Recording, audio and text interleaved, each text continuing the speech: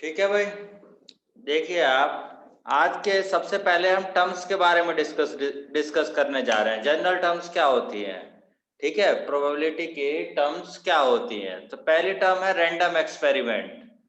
Random experiment क्या होता है? ऐसा एक्सपेरिमेंट जिसके आउटकम्स जो टाइम पे डिपेंडेंट नहीं रहते, ठीक है, या हम ये कह सकते हैं जिसके बारे में हम प्रिडिक्ट नहीं कर सकते कि श्योरली ये आएगा।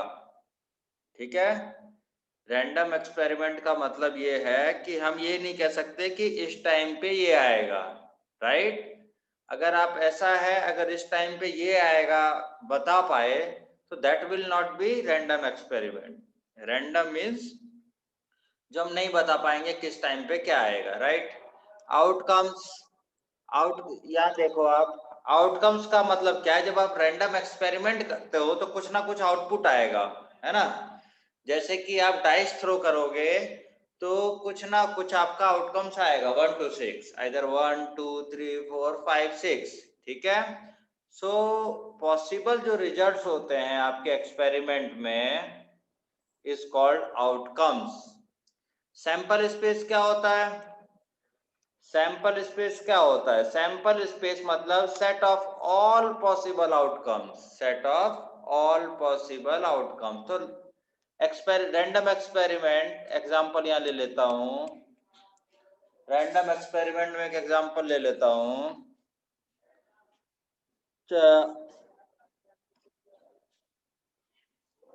Output when a coin is tossed, a coin is, ठीक है, तो कम सकते हैं, हेड होता है और और ठीक है, टेल, इन दोनों जो है सेट बना है तो वो जाएगा स्पेस। वो क्या बन जाएगा? Sample space. अब बात आती है इवेंट की। क्या होते हैं इवेंट्स? या लिखते सब सैंपल, सब सैंपल स्पेस। इवेंट्स इसके क्या हो? एच हो सकता है, टी भी हो सकता है, पाई भी हो सकता है, राइट, कॉमा टी होता है। तो ये इवेंट है। आगे बात क्या है? इवेंट है। अब बात आती है इम्पॉसिबल इवेंट्स। क्या टाइप ऑफ इवेंट्स में? इम्पॉसिबल इवेंट्स और श्योर इवेंट्स। इम्पॉसिबल इवेंट्स क्या होता है? जिसके होने के चांस नेग्लिजिबल हैं या नहीं है, जिसके होने के चांस नेग्लिजिबल हैं। जैसे आपने कॉइन थ्रो करा और वो अमिताभ बच्चन वाली शायद मूवी थी कि कॉइन खड़ा रह जाता है ना। सो that is called impossible event. समझ में आया? इम्पॉसिबल मतलब उसके होने के चांस नेग्लिजिबल है। ऐसा नहीं कह सकते कि होगा ही नहीं, बट नेग्लिजिबल है, ठीक है। श्योर इवेंट्स क्या होगा? जो होने के चांस ऑलमोस्ट श्योर है, कल सूरज निकलेगा, ठीक है ना, क्या है वो? Almost sure. या हम कहते हैं कि एक कॉइन फेंका तो हेड आएगा या टेल आएगा, तो दैट इज ऑलमोस्ट श्योर, ठीक है ना। कॉइन हमारा खड़ा नहीं रहने वाला, ठीक है। सो फाइव क्या हो गया? इम्पॉसिबल इवेंट हो गया। फाइव क्या हो गया? Impossible event. और एस, कैपिटल एस मतलब whole sample space is called sure events. अगर मैं कॉइन थ्रो करता हूं तो पूरा सैंपल स्पेस हमारा क्या है? एच और टी। सो इन दोनों में से कोई ना कोई तो आएगा ही आएगा। So that is called sure events. अब आता है सिंपल और एलिमेंट्री इवेंट्स। सिंपल और एलिमेंट्री, तो each outcome of random experiment is called elementary event. समझ में आ गया? जैसे कि कॉइन की बात करें तो हेड एक क्या हो गया? एलिमेंट्री इवेंट हो गया। टेल क्या हो गया? एक एलिमेंट्री इवेंट हो गया, ठीक है। अब बात आती है कंपाउंड इवेंट्स। कंपाउंड इवेंट्स क्या होते हैं? An event has more than one outcomes. Event has more than one outcome. जैसे कॉइन वाली बात कर रहे हैं, सो इसमें तो 2 ही होते हैं तो ज्यादा समझ में नहीं आ रहा।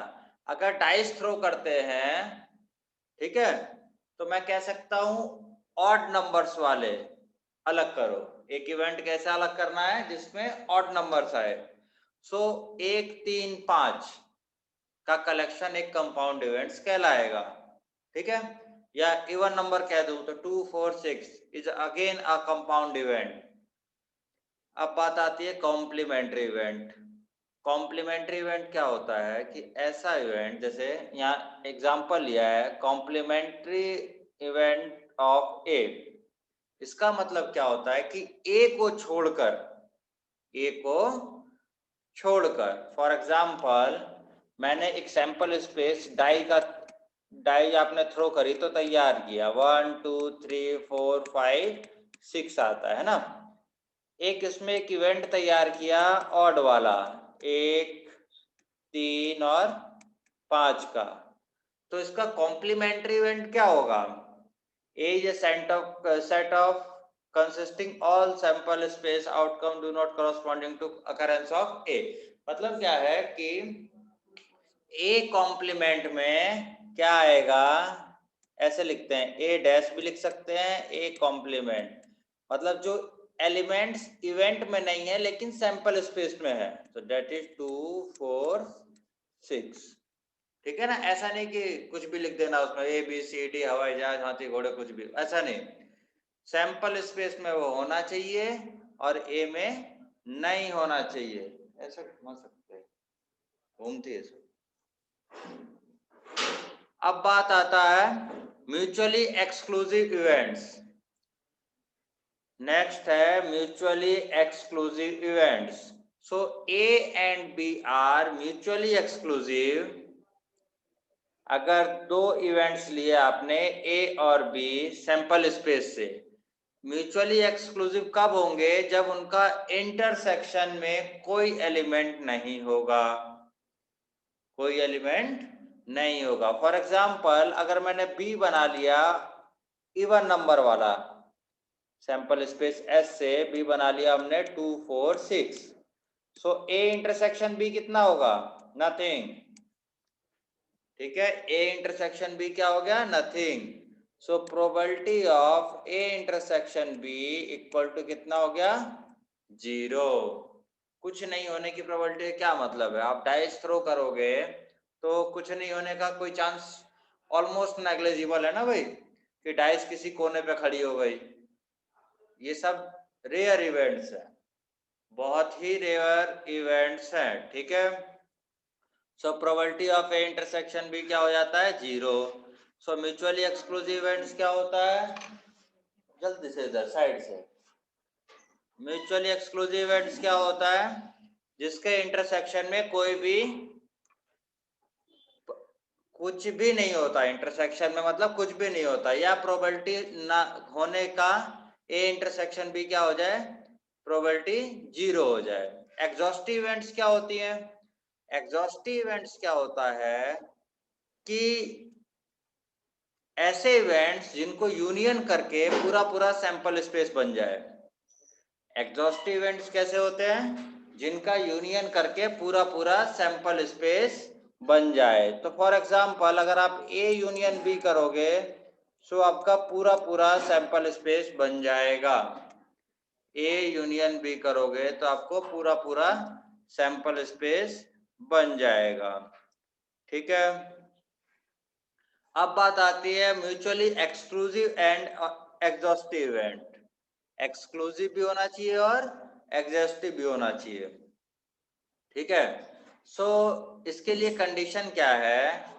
If E1 E2 E3 N events बनाए गए हैं। कितने इवेंट्स बनाए गए हैं आप देख सकते हैं? N events of the sample space S, of the sample space S से ये एन इवेंट्स बनाए गए हैं। कैसे इवेंट्स हैं? जिसमें कि किन्हीं भी 2 में कोई कॉमन नहीं है। EI intersection EJ equal to 5 means nothing is common in any two, in any two। So इसे कहते हैं EI and EJ are pairwise disjoint। EI and EJ are pairwise disjoint, समझ में आया, जिसमें कुछ भी कॉमन नहीं है। तो जब डिसजॉइंट होगा इसका मतलब क्या हो गया, म्यूचुअली एक्सक्लूसिव। इसका मतलब क्या हो गया, म्यूचुअली एक्सक्लूसिव। अगर इन सभी का यूनियन पूरा पूरा सैंपल स्पेस बन जाए तो ये क्या कहलाता है, एग्जॉस्टिव इवेंट्स। समझ में आया। तो mutually exclusive and exhaustive events का मतलब क्या है, intersection of two events should be phi and union of all events should be complete sample space। तब ये कैसा होता है, mutually exclusive and mutually exhaustive events हो जाएंगे। तो ये थोड़ा आपको बहुत ज्यादा काम आने वाला डेफिनेशन है। उसका बाद आता है प्रोबेबिलिटी फंक्शन। प्रोबेबिलिटी फंक्शन क्या होता है कि अगर आपने सैंपल स्पेस से W1, W2, W3 ये बहुत सारे रैंडम एक्सपेरिमेंट्स का कलेक्शन कर लिया सैंपल स्पेस में, राइट, और P क्या है, प्रोबेबिलिटी है। P then a function P which assign to every event A subset of S, subset of S। तो सबसेट ऑफ एस है तभी वो इवेंट्स में काउंट किया जाएगा। सो प्रोबेबिलिटी ऑफ ए का मतलब क्या है, प्रोबेबिलिटी ऑफ ए का देखिए आप कि हर एक रैंडम एक्सपेरिमेंट का जो आउटकम्स है उसकी प्रोबेबिलिटी 0 और 1 के बीच में लाई करेगी। पहली बात यहाँ लिखा है प्रोबेबिलिटी ऑफ WI, WI क्या है, हमारे रैंडम एक्सपेरिमेंट्स के कलेक्शन है ना, W1, W2, W2, W3 ये आउटपुट्स थे। तो प्रोबेबिलिटी उसकी कितनी होती है, 0 और 1 के बीच में होगी, 0 से ज्यादा या इक्वल और 1 से कम या उसके इक्वल। और पूरे सैंपल की प्रोबेबिलिटी कितनी हो जाएगी, probability of whole sample space that is 1, है ना। मतलब पूरे सैंपल में से कोई ना कोई आने की प्रोबेबिलिटी तो डेफिनेटली 1 है। हो सकता है W1 आए और W2 वाला आ जाए, W3 और WN, ठीक है। सो 1 एंड प्रोबेबिलिटी ऑफ ए क्या होगा, ए के अंदर कुछ एलिमेंट्स लिए आपने, सपोज W1, W5, W8 ये लिया मैंने ए के अंदर, तो प्रोबेबिलिटी ऑफ ए कितनी हो जाएगी, probability of W1 plus probability of W5 plus probability of W8, ठीक है। सो प्रोबेबिलिटी ऑफ ए क्या होगा, summation of probability of WI। समझ में आ गई बात। तो then probability of occurrence of A is defined as, कैसे डिफाइंड होगा कि favourable number of outcomes numerator में, total number of outcomes denominator में। सर हाँ स्क्रीन शेयर नहीं हो रहे। एक मिनट, मुझे गड़बड़ लगा है।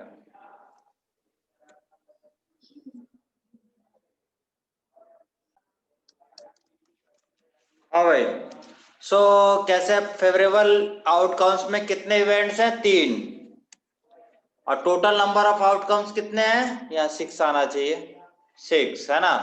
तो इस केस में 1/2, इस केस में क्या आ गया 1/2, ठीक है। उसके बाद the odd in favour, the ये वर्ड जरा यूज होता है इसलिए समझ लीजिए आप, the odd in favour of occurrence of A कैसे लिखते हैं कि फेवर वाला पहले लिखते हैं और नॉट फेवर वाला बाद में लिखते हैं। The odds in favor of occurrence of event A are defined as m is to n by m, मतलब m फेवर वाला हो गया, n by m क्या हो गया, नॉट फेवरेबल है। अब अगर किसी ने लिखा the odd against the occurrence of A, तो अगेंस्ट वाला पहले लिखा जाएगा जो नहीं फेवर में है, तो n माइनस m फेवर में नहीं है और m फेवर में है, n minus m is to m। और probability of non occurrence of A कैसे निकालते हैं, 1 माइनस प्रोबेबिलिटी ऑफ ए, मतलब प्रोबेबिलिटी ऑफ ए बार और A complement 1 minus probability of A, that is again half, ठीक है, ये भी हाफ ही होनी है।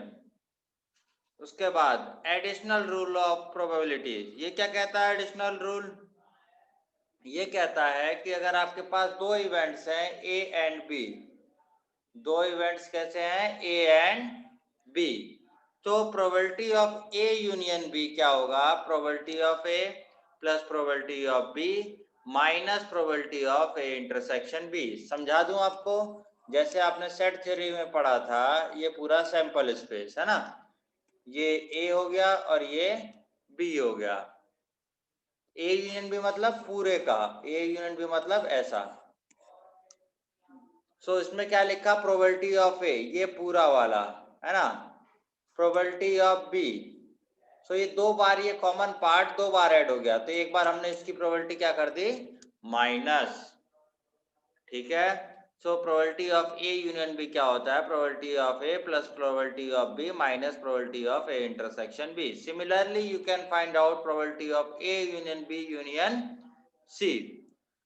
अगर ए यूनियन बी में कुछ भी कॉमन नहीं हो, म्यूचुअली एक्सक्लूसिव, दैट इज, इसका मतलब क्या हो गया? Probability A intersection B is nothing, exclusive बोल दिया ना, तो इसका मतलब क्या हो गया? ए इंटरसेक्शन बी में कुछ नहीं है, तो मतलब probability of A intersection B कितना होगा? 0। तो probability of A union B की डेफिनेशन में यहाँ 0 आ जाएगा, यहाँ पे 0 हो गया। ठीक है, सो म्यूचुअली एक्सक्लूसिव इवेंट्स होंगे तो उसका मतलब क्या है? उसकी प्रोबेबिलिटी 0 हो जाएगी। चलिए एग्जांपल्स पे आते हैं। Describe the sample space for indicated experiment. क्या है experiment? A die is thrown 2 times, दो डाई थ्रो कर रहे हैं आप। ठीक है, सो डाई अगर दो बार थ्रो कर रहे हैं तो पहली बार की डाई में क्या क्या आ सकता है भाई? भाई पहली बार की डाई में आपके पास क्या आ सकता है? 1 2 3 4 5 एंड 6, ये आ सकता है ना। फिर दूसरी डाई साथ के साथ थ्रो कर रहे हैं तो क्या आएगा? अगेन सेम चीज आएगी, 1 2 3 4 5 6। सो जैसे ही आप करेंगे तो ये पूरा पूरा सैंपल स्पेस तैयार हो जाएगा। कितने इवेंट्स, कितने नंबर होंगे सैंपल स्पेस में? 36। कितने होंगे? 36। और थोड़ा अच्छे से लिखना है तो ऐसे लिखते हैं, एक है सैंपल स्पेस है, x, y एलिमेंट है सच दैट x और y कहां से हैं? 1 से लेके 6 तक। ठीक है, ये आपने सेट थ्योरी में देखा होगा, ये आपने सेट थ्योरी में देखा होगा। ठीक, अभी देखिए अगला क्वेश्चन क्या है? Describe the sample space for the indicated experiment. क्या एक्सपेरिमेंट है? A coin is tossed and then a die is rolled only in case head is shown on the coin. समझ में आया कि भाई एक कॉइन टॉस किया, ठीक है, अगर उस टॉस में हेड आया तो डाई हम थ्रो करेंगे, नहीं तो नहीं करेंगे। समझ में आ गई बात कि भाई आप देखिए, जैसे आपने कॉइन, यहाँ पे कॉइन, कॉइन क्या है? हेड आएगा या टेल आएगा?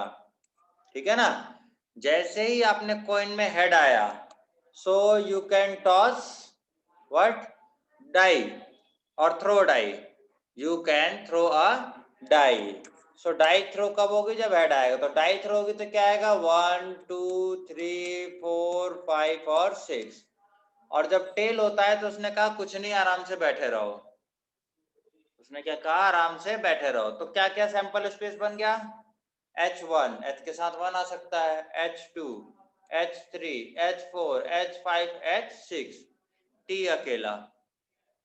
T जब होता है तो कुछ भी मतलब का नहीं। ठीक है, अब बात आती है अगले क्वेश्चन की। 2 boys and 2 girls are in the room X। X room बना लेते हैं या यहीं लिख लेते हैं, चलो बना लेता हूं मैं। यहाँ पे X रूम है, इसमें 2 बॉयज एंड 2 गर्ल्स। एक रूम Y है, 1 बॉय एंड 3 गर्ल, 3 गर्ल। ठीक है, room Y। Specify the sample space for the experiment in which the room is selected then a person। So experiment कैसा है कि पहले आपको रूम सेलेक्ट करना है, उसके बाद एक पर्सन सेलेक्ट करना है, तो उसका जो सैंपल स्पेस तैयार करना है आपको, उसका सैंपल स्पेस, है ना। तो कैसे होगा, हो सकता है कि आपने पहले रूम X लिया है, ऐसा हो सकता है ना। अगर X लिया है तो यहाँ दो बॉयज पॉसिबल है, बॉय 1 और X के साथ बॉय 2, या ऐसा भी सकता है कि X में गर्ल 1 बाहर आए, या X में गर्ल 2 आए, या X में गर्ल नहीं, X में गर्ल है ही नहीं तीसरी, ठीक है। और क्या हो सकता था, अगर Y वाला रूम आपने सेलेक्ट किया होता, सो हो सकता है कि एक लड़का बाहर आए, राइट। सो यहाँ B1 B2 हमने इन लड़कों का नाम दे दिया, तो उस लड़के का नाम कर दिया B3। B3 उस लड़के का नाम है जो रूम Y में है। या Y आपने सिलेक्ट किया तो हो सकता है कि एक गर्ल बाहर आए, उस गर्ल का नाम क्या कर देते हैं G3, और Y के साथ G4 भी हो सकता था, और Y के साथ G5 भी हो सकता है, राइट। तो this is whole sample space ready, ठीक है। ये बहुत क्रूशियल चीज है कि सैंपल स्पेस तैयार करना। अगर ये गलत हो गया तो आगे आपका प्रोबेबिलिटी का सब कुछ भी लगाओ सब गलत होगा। उसके बाद अगला, the number 1 2 3 4 are written separately in 4 slip of paper, ठीक है, बहुत अच्छा। The slip are put in the box and mix thoroughly. समझ में आई। वो पर्ची जैसे नहीं करते तुम लोग, क्या खेलते हो, राजा बादशाह और वो क्या कुछ खेलते हैं ना तुम लोग। हाँ, ये क्लास में भी खेलती रहती बैठे बैठे, ये लड़की ऐसी है। ठीक है, तो 4 हैं, 4 पे कुछ 1 2 3 4 लिखा है। A person draw 2 slip from the box. एक आदमी क्या करता है, या एक औरत या एक लड़की या एक लड़का, ठीक है, पर्सन का मतलब कुछ भी हो सकता है, कोई टेंशन नहीं ले। A person draw 2 slips from the box, ठीक है, one after another without replacement. समझ में आ गई बात। डब्बे में से एक दो निकालने हैं, एक निकाला उसके बाद दूसरा निकालना है, ठीक है, पहला वाला रखना नहीं है, ध्यान रखें विदाउट रिप्लेसमेंट का है ना, पहला वाला नहीं रखना। तो इसका सैंपल स्पेस क्या होगा। सपोज देखो आप क्या क्या हो सकता है, सभी चीज समझा देता हूँ कि आपके पास क्या लिखा था 1 2 3 4। अगर आपने 1 वाला निकाला पहले, तो दूसरी बार में क्या आ सकता है 2 आ सकता है, राइट। तो 1 2, या दूसरी बार में क्या हो सकता है 1 3, या क्या हो सकता है 1 4, ऐसा हो सकता था। या ऐसा भी हो सकता है कि पहली बार में आपने 2 निकाला हो, तो दूसरी बार में क्या आएगा 2 तो आएगा नहीं, क्योंकि आपने निकाल लिया है, उसको रख नहीं रहे हो। तो दूसरी बार में क्या आएगा 2 1 2 2 सॉरी 2 3 एंड 2 4। सिमिलरली अगर आपने 3 निकाला तो 3 1 3 2 3 4, 4 निकाल लिया हो पहली बार में तो 4 1 4 2 4 3। समझ में आ गया, ये सैंपल स्पेस रेडी हो गया आपका। चलिए अगला, an experiment consisting of rolling a die and then tossing a coin once if the number on the coin is even। समझ में आई बात। कैसा है कि डाई हमने थ्रो करा, अगर डाई के ऊपर इवन नंबर आ गया, समझ में आया, डाई के ऊपर इवन नंबर आ गया, मतलब 2 आ गया 4 आ गया तो, या 6 आ गया, ठीक है, 2 4 6 आ गया, सो हम क्या करेंगे, experiment consisting roll and die and then tossing a coin, तब हम टॉस करेंगे कॉइन का। तो कॉइन का जब टॉस करोगे तो एच और टी आने के चांस है। समझ में आया, कॉइन टॉस करोगे कि क्या आएगा एच और टी, ठीक, एक बना लिया। If the number on die is odd, अगर ऑड आता है 1 3 5 आता है, then coin is toss twice. Coin को हमें कितनी बार टॉस करना है, दो दो बार। दो दो बार मतलब कि हेड टेल आ सकता है भैया, उसका फिर क्रॉसिंग हो सकती है हेड टेल से, ठीक है। सो आप सैंपल स्पेस बना लीजिए, तो आपको दिखाई दे रहा होगा 2H 2T आ रहा है, 4H 4T, 6H 6T, और उसके बाद क्या हो सकता है 1HH 1HT, 1 TH 1 TT है ना, 3 HH 3 HT 3 TH 3 TT, right. Similarly 5 के साथ ये बना सकते हैं, ठीक है। तो ये सैंपल स्पेस बनाना, बार बार समझा रहा हूँ, बहुत क्रूशियल है, एक एक वर्ड से बनाना, नहीं तो तुम्हारा सारा क्वेश्चन पे करे कराए पे पानी फिर जाएगा। चलिए अगला क्वेश्चन क्या है। An experiment involving rolling a pair of dice and recording the number that comes up, right? Describe the following. So हमने क्या किया है, डाई को थ्रो किया है, ठीक। सो जो ऊपर आ रहा है उसको नोट कर रहे हैं, जो ऊपर आ रहा है उसको नोट कर रहे हैं। तो पूरा पूरा पेयर ऑफ डाइस है, सॉरी मैंने एक नहीं पढ़ा, पेयर ऑफ डाइस है ना। सो दो है, दो को रोल करके आपको नोट डाउन करना है। तो नोट डाउन करना है तो पूरा पूरा सैंपल स्पेस ये बन जाएगा, है ना। 1 1 1 2 1 3 1 4 1 5 1 6 2 1 2 2 2 3 so on 6 6 तक जाएगा ये पूरा पूरा सैंपल स्पेस तैयार हो गया। अब क्या बनाना है, देखिए आप, डिस्क्राइब द फॉलोइंग इवेंट्स। पहला इवेंट्स क्या है, the some is greater than 8, the some is greater than 8। So S में से वो सेलेक्ट कर लो जिसमें सम 8 से ज्यादा आ रहा है। सो आप देखिए यहाँ पे किया गया है 3 6 4 5 4 6 5 4 5 5 5 6 6 3 6 4 6 5 6 6। Sum of all these is greater than 8। B कैसा बनाना है, B 2 occurs on either die, मतलब हो सकता है पहले वाले पे 2 आ जाए या हो सकता है दूसरे वाले पे 2 आ जाए। तो पहले वाले पे 2 आ जाए तो मतलब क्या हो सकता है, ये पूरा 2 1 2 2 2 3 2 4 2 6। अगर दूसरे वाले पे 2 आए इसका मतलब क्या है, पहला वाला चेंज होता रहेगा, 1 1 2 3 2 4 2 5 2 6 2, ठीक है। सी कैसा इवेंट्स बनाना है, the some is at least 7, some is at least 7, ठीक है, मतलब 7 से ऊपर चाहिए, एंड मल्टीपल ऑफ 3। तो आप ढूंढ लो भैया, 6 3 9 मल्टीपल ऑफ 3 है ना, और सम 7 से ज्यादा है। 4 5 9 सम ज्यादा है, मल्टीपल ऑफ 3 है। 5 4 सम भी ज्यादा है, मल्टीपल ऑफ 3 है, और आगे भी सब ऐसी हैं।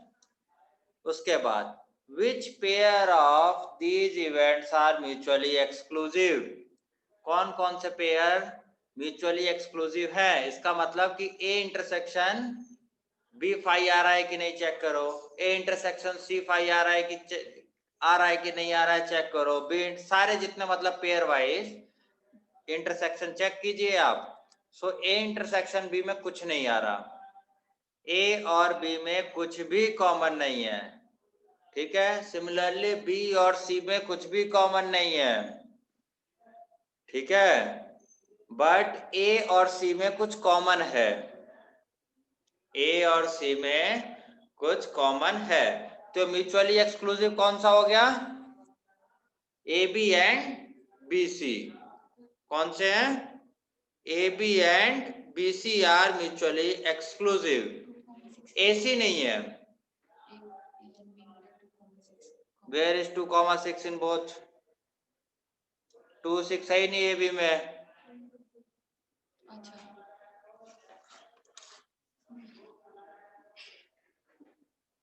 अगला 3 coins are tossed once, 3 coin को आप उछालिए और घर में शोर मचाइए, फिर डंडा पड़ेगा, बापू कहीं से जूते लेके आएगा। 3 coins are tossed once, ठीक है। सो 3 कॉइन आपने उछाले, ठीक है। उसके बाद क्या है, let A denotes the events 3 head shows. पहले तो 3 कॉइन उछालो, तो 3 कॉइन जब उछालेंगे तो कैसे बनेगा भाई, पहले कॉइन का एच टी, दूसरे कॉइन का एच टी, तीसरे कॉइन का एच टी, ठीक है।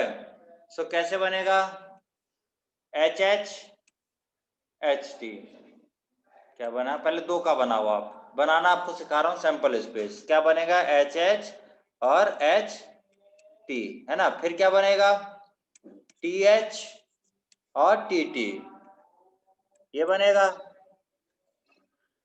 अब सबके साथ एक बार, अब ये जो बना लिया है, अब सबके साथ क्या आएगा, एक बार एच आ जाएगा और एक बार टी आ जाएगा, H H T, H T T, T H T, T T T. समझ में आया। So this is whole sample space, this is whole sample space. हाँ, ए का क्या था, ए इसने क्या कहा, let A denotes the events of three head shows.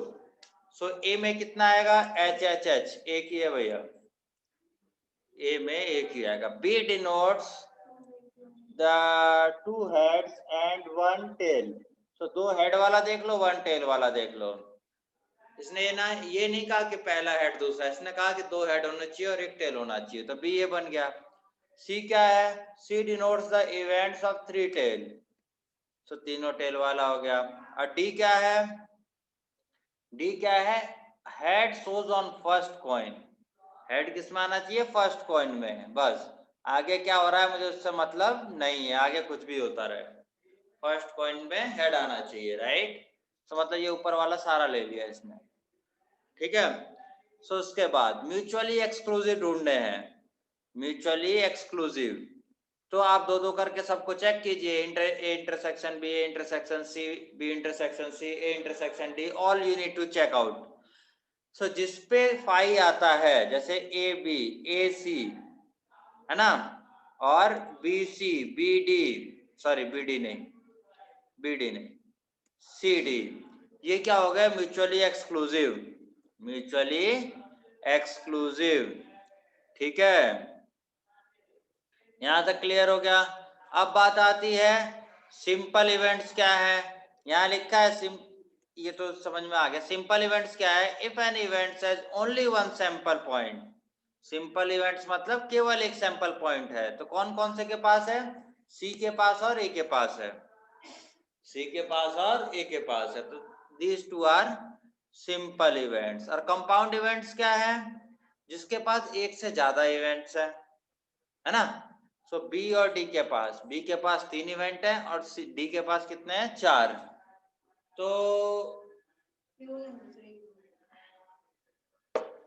तो समझ में आ गया कंपाउंड इवेंट्स क्या हो गए, सिंपल इवेंट्स क्या हो गए। अब अगला थोड़ा रीड कर लीजिए। 3 coin are tossed and describe।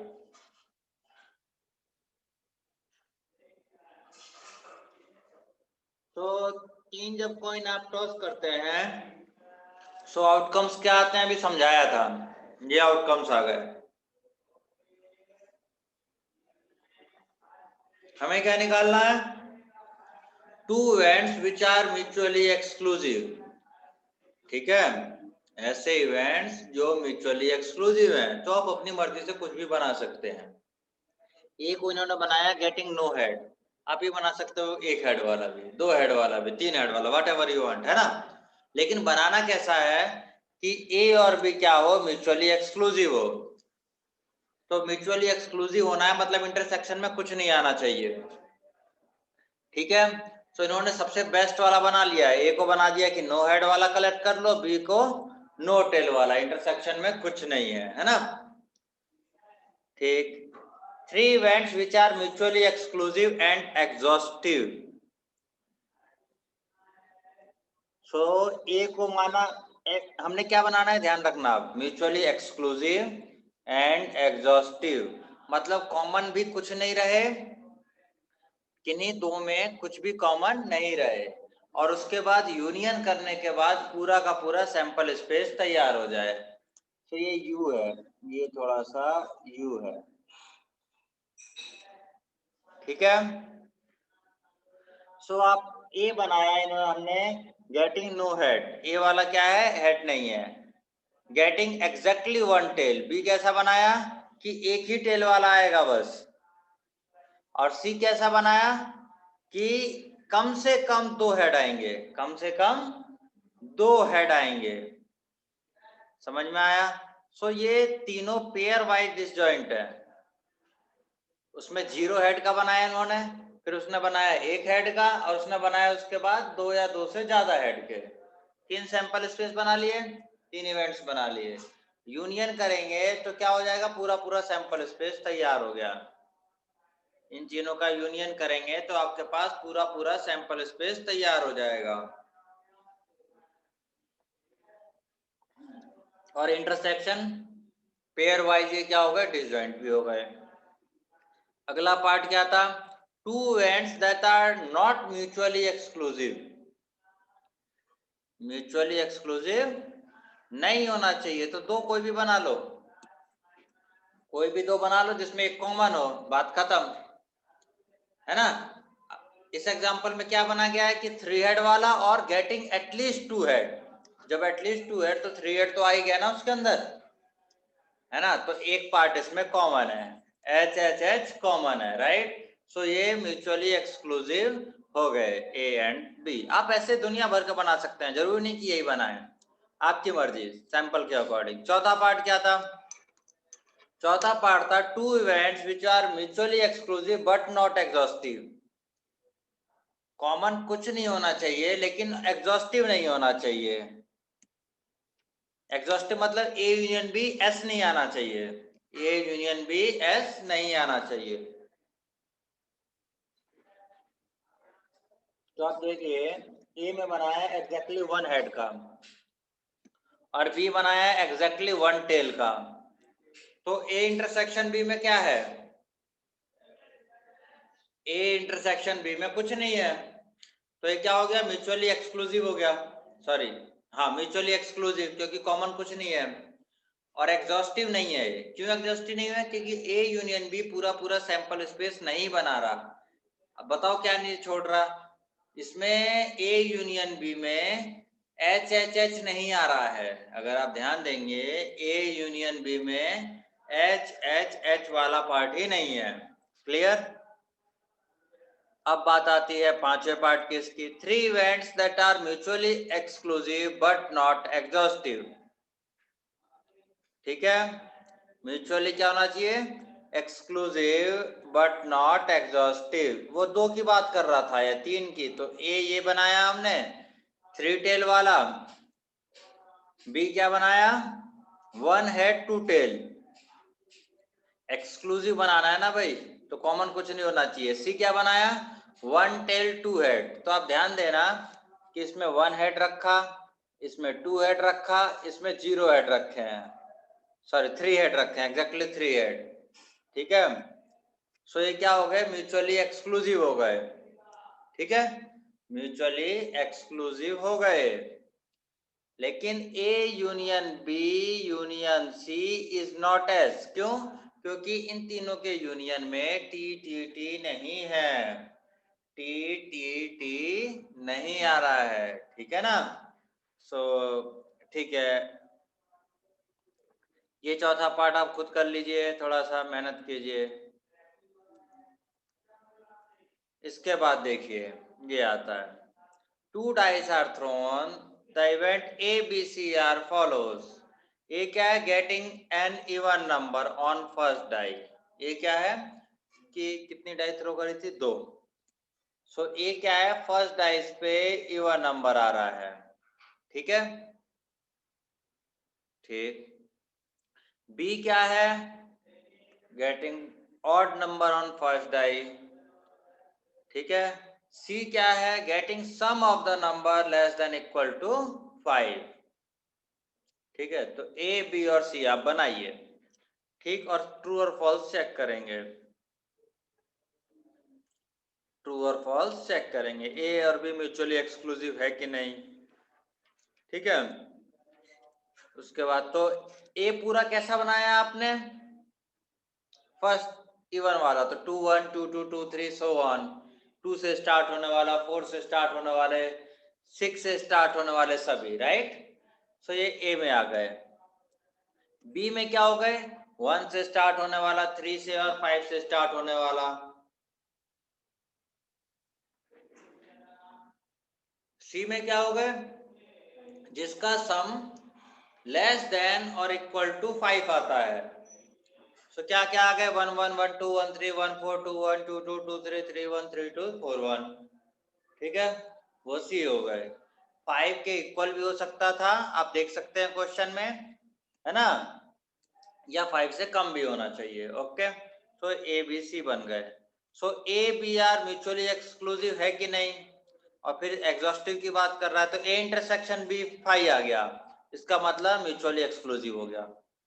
ठीक है, अब म्यूचुअली एक्सक्लूसिव और एग्जॉस्टिव है कि नहीं, तो ए यूनियन बी एस अगर बनाएगा, और वो बना रहा है शायद, ए यूनियन बी एस बना रहा है, पूरा पूरा सैंपल स्पेस बना रहा है, तो ए यूनियन बी क्या हो गया, म्यूचुअली एक्सक्लूसिव एंड एग्जॉस्टिव। दूसरा ऑप्शन भी करेक्ट है। तीसरा क्या है, ए इक्वल टू बी प्राइम, ये होना ही है, बी प्राइम मतलब बी कॉम्प्लीमेंट। सो बी कॉम्प्लीमेंट, ए और बी आपके एग्जॉस्टिव एंड्स हैं, समझ में आया ना, ए और बी ही मिला के पूरा सैंपल बना रहे हैं। तो अगर बी नहीं हो रहा है इसका मतलब ए हो रहा है, और ए नहीं हो रहा है इसका मतलब बी हो रहा है। तो बी कॉम्प्लीमेंट इज ए और A complement is B. A and C are mutually exclusive क्या, ए एंड सी आप चेक करेंगे म्यूचुअली एक्सक्लूसिव क्या,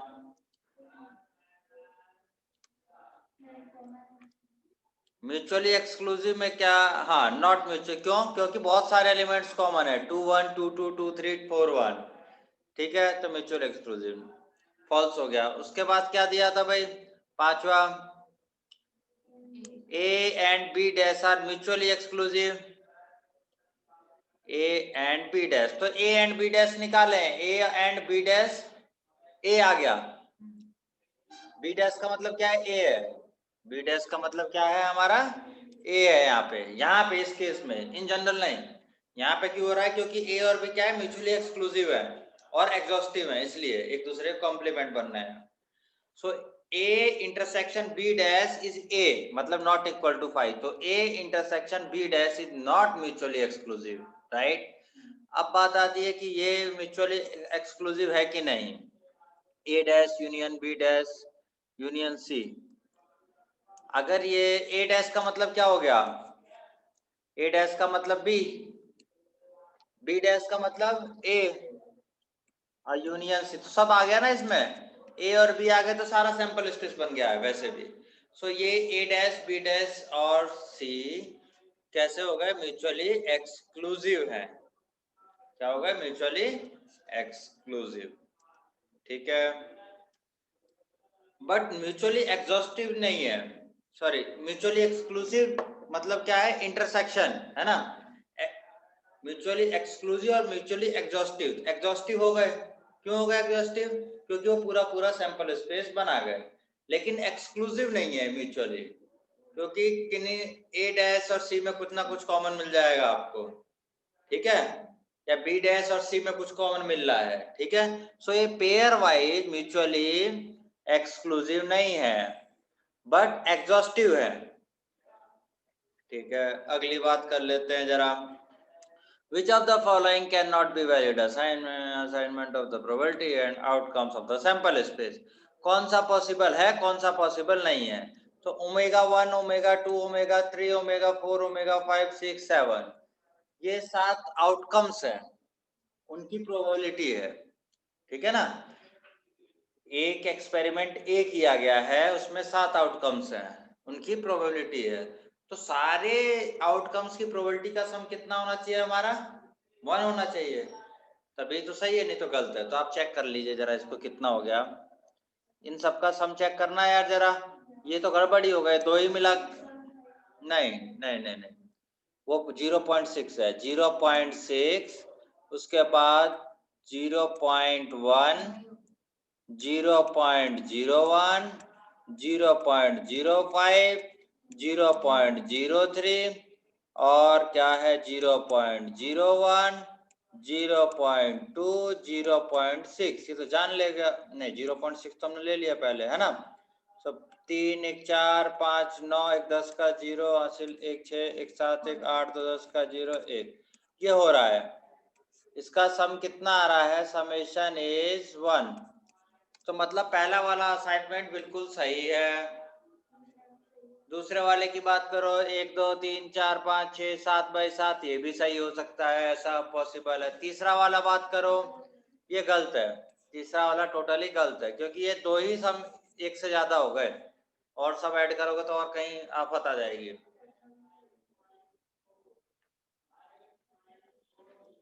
चौथा वाला भी गलत है, because of this negative probability. ठीक है ना, अगर आपकी कभी भी प्रोबेबिलिटी नेगेटिव आ जाए, समझ लेना कि आपने कुछ ना कुछ झोल किया है। हमारे जूनियर्स ने किया था ये, उनको पूरा सेमेस्टर रिपीट करना पड़ा। ठीक है, बस इसी गलती की वजह से प्रोबेबिलिटी नेगेटिव आई। ठीक है, तो हो सकता है कि आपको छोटी चीज लगे, लेकिन छोटी चीज नहीं है। ये भी गलत है, क्योंकि ये खुद एक से ज्यादा है, वो अकेला 1 से ज्यादा है, आगे की ऐड करोगे तो बहुत ही ज्यादा हो गई। ठीक है, अगली बात आती है, 3 coins are tossed once, find the probability of getting 3 head, 2 head, at least 2 head। तो 3 कॉइन टॉस किया तो ये पूरा पूरा सैंपल स्पेस तैयार। ठीक है, हमें क्या चाहिए, पहले वाले में 3 हेड आने का, तो 3 हेड आने वाला कौन है भाई, एक ही है, ये वाला।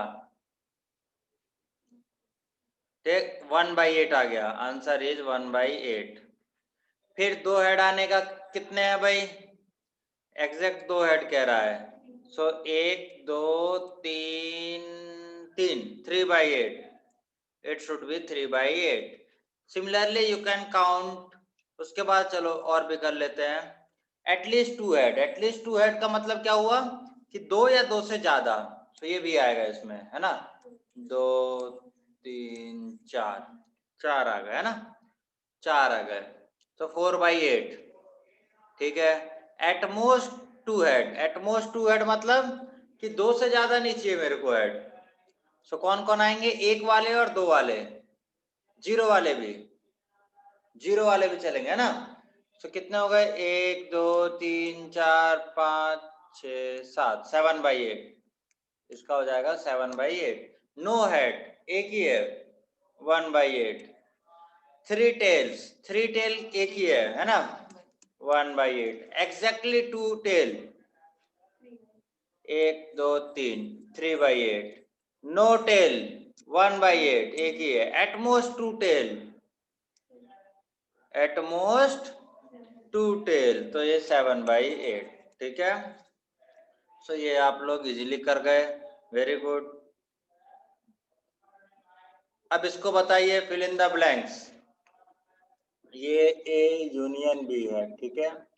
सो probability of A union B का आपने एक फॉर्मूला पढ़ा है, probability of A plus probability of B minus probability of A intersection B होता है ना। सो ए यूनियन बी पूछ लिया, तो 1/5 प्लस 1/3 माइनस 1/15, है ना। सो इसमें कर देता हूँ 3 से मल्टीप्लाई, इसमें कर देता हूँ 5 से, तब 8, 7/15, ये कितना हो गया, 7/15। ठीक है, अगला क्या है, प्रोबेबिलिटी ऑफ बी निकालो, तो इसी फॉर्मूले से निकालिए आप।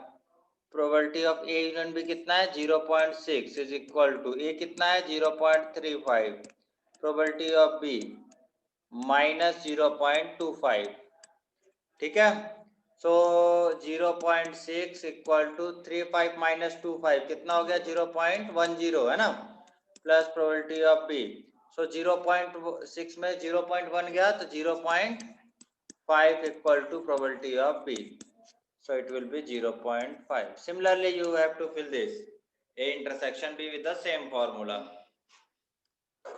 ठीक है, अगला क्या है, if E and F are events such that probability of E and probability of F दिया है, और E and F दिया है, इसका मतलब क्या दिया है, E इंटरसेक्शन F ये दिया है।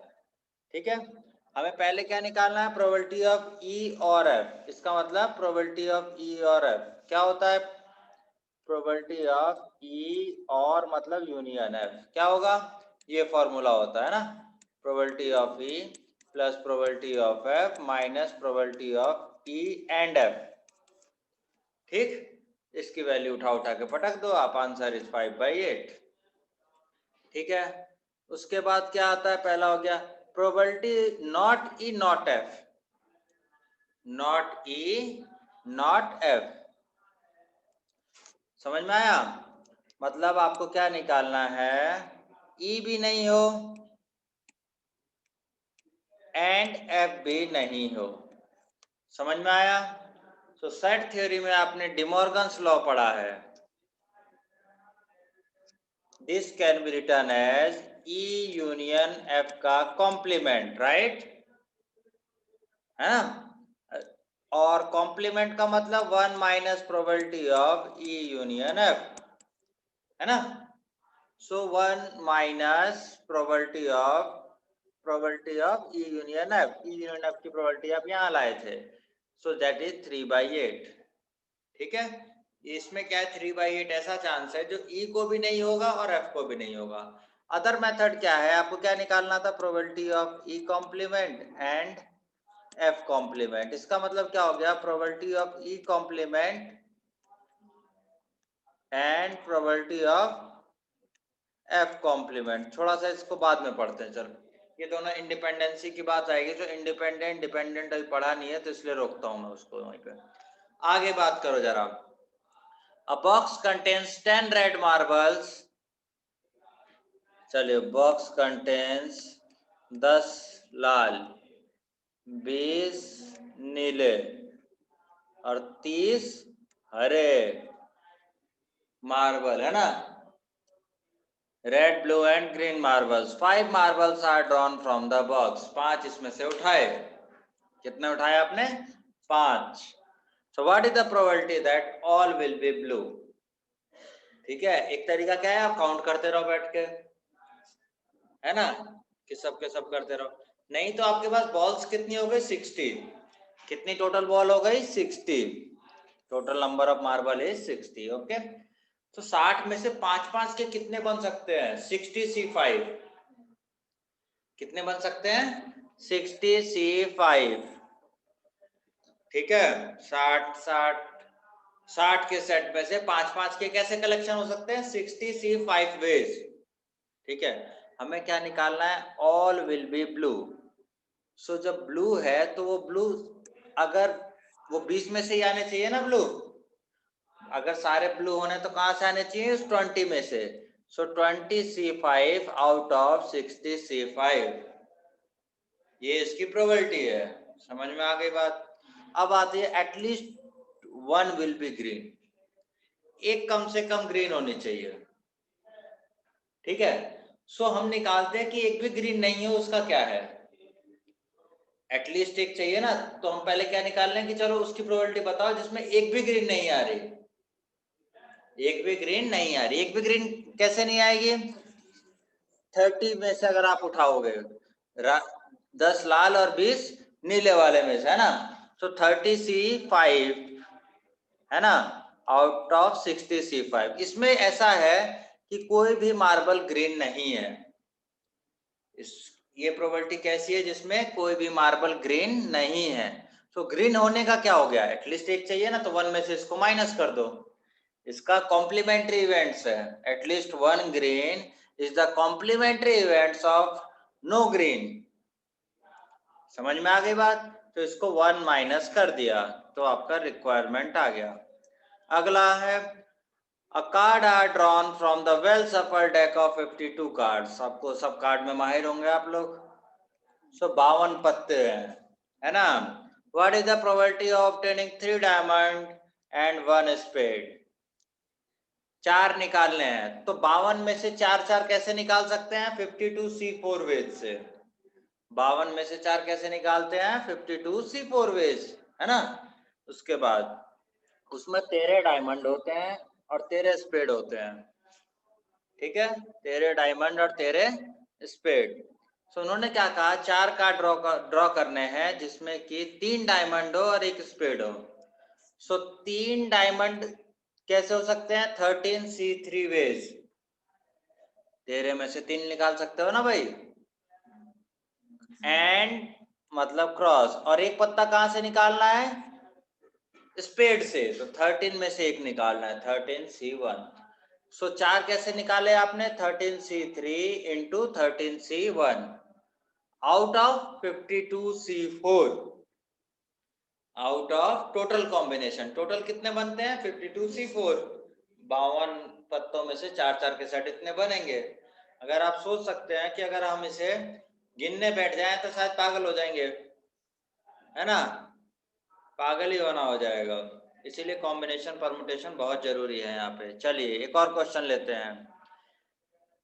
If 4-digit number are greater than 5000 are randomly formed from, कहाँ से फॉर्म किया जा रहा है, 0 1 3 5 7, 4 डिजिट का नंबर फॉर्म करना है। कैसा फॉर्म करना है, 4 डिजिट का। यूज क्या करना है, 0 1 3 5, और ग्रेटर देन किससे होना चाहिए, 5000 से। समझ में आया, ठीक। What is the probability of forming the number is divisible by 5, क्या प्रोबेबिलिटी है कि जो आपने बनाया है रैंडम वो 5 से डिविजिबल है। सो आप देखिए कि अगर आपको 5000 से ज्यादा रखना है तो left most digit is either 7 और 5 होनी पड़ेगी। समझ में आया, तो 4 डिजिट है ना, 1 2 3 4, तो यहाँ पे क्या हो सकता है, 5 या 7। यहां तक क्लियर है।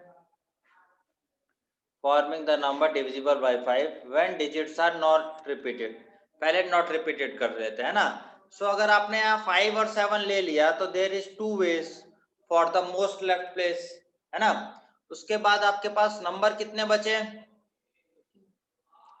उसके बाद आपके पास कितने वेज बचे हैं, remaining 3 place, right, remaining 3 place. So हाँ, द डिजिट्स आर रिपीटेड है पहले, है ना। सो दिस 3 प्लेस, सो ये डिजिट फिर से आ सकती है, राइट, इन पांचों में से फिर से कोई भी आ सकता है। तो there is 5 ways, again 5 ways, क्योंकि आप रिपीट कर पा रहे हैं, अगेन 5 वेज।